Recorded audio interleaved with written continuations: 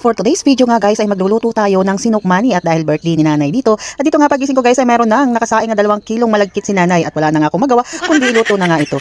At bumili na nga lang ako dito ng 3 pirasong niyog, pinagata ko na diretso kasi wala tayong niyogan kaya bili-bili na rin lang pag may time. At nilagay ko na nga yan dyan sa aking malaking kawali na paggagamitan ng ating pagluluto dyan guys. So ayan, umpisahan na nga natin yan.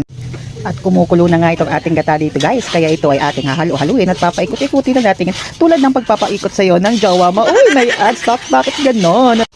At ayan nga guys, kulong-kulo na nga yung ating gata dito at medyo malapot na rin siya dyan guys. At dito nga ay lalagyan na natin siya ng asukal, kalahating kilong asukal para magtamis-tamis naman tulad ng pagmamahalan ninyo ng jowa yung joke-joke lang pala. Ay, may ads na naman. At dito nga ay hahalo-haloin natin yung ating asukal para mag-mix naman sila ng gata. At dito nga ay gagawin natin siyang santan kasi yan ang paborito ng ating nanay. So ayan, halo-halo-haluin ko lang yan nang matunaw yan tulad ng pagmamahal mo sa manloloko mong jowa. Aray, may ads na naman tayo guys. At unti-unti na nga lumalapot yung ating santan dito guys. Tulad ng paglapot ng dugo mo sa makikita mo si crush mo tapos di ka naman niya pinapansin. Aray ko po, may ads na naman. At ayan nga, kulong-kulo na siya dyan guys at maya-maya yan ay lalagyan na natin ng sinaing.